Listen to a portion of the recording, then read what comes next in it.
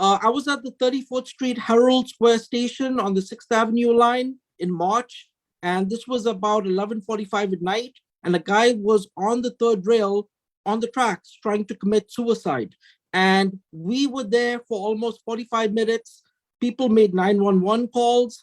I pressed the intercom, the help point intercom. No police showed up.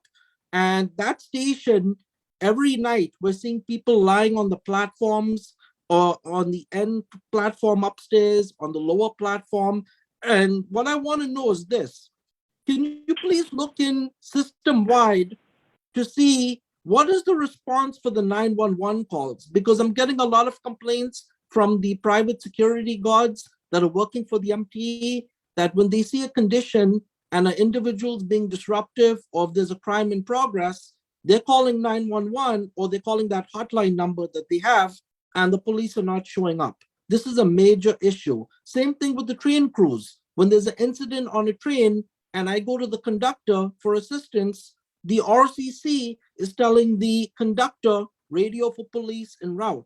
But the problem is when the trains go down the line, there's no police. And this is happening overnight, especially I would say Saturday night, Sunday night. It's just horrible. So I need you to please address this issue. Thank you. All right, I will definitely look at it. 34th Street obviously is a major important corridor. I can't really understand or explain to that. It's a huge complex, but we have officers there 24 hours a day between 7th, 8th, and 6th Avenue. So that incident where you said there was such a delay, I don't quite understand that because 911 calls, obviously we make great efforts to get to any 911 call as quickly as we can. But I will, I'll stay on that. 34th Street obviously is of critical importance. And the passageways overnight, you have a lot of these entrances, like the 35th entrance that goes all the way to Macy's. There's drug dealing going on in there. People are selling drugs. So I think, the MT and the NYPD need to work together to close a lot of these unstaffed entrances at night where there's no one over there. And you could get mugged, raped, God knows what. So.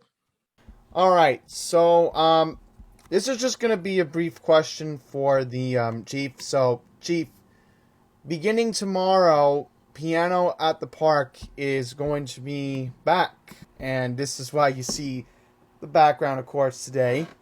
But my question is, are there going to be extra patrols beginning tomorrow and going into next week for the 42nd Street Bryant Park Station along with Times Square and 42nd Street Grand Central? So Times Square, we actually have a transit police station, the transit task force in Times Square, 43rd Street and 8th Avenue, in the station. The Times Square Initiative, called the TSI, is in those stations 24 hours a day. The thing at Bryant Park you mentioned, I was not aware of that. That's Transit District 1. I will bring that back to Deputy Inspector Gorman, who's the commanding officer 1, and I'll just I know him well. And who will follow up on this with me? Yeah, because the Piano at the Park concerts are normally starting on Monday the 2nd, and it's going to be Monday through Friday until the fall, and they normally begin around noon, 12:30. Oh, so they're in the afternoon? Correct, Chief. All right. So I'll make sure that he's aware of that. All right, thank you.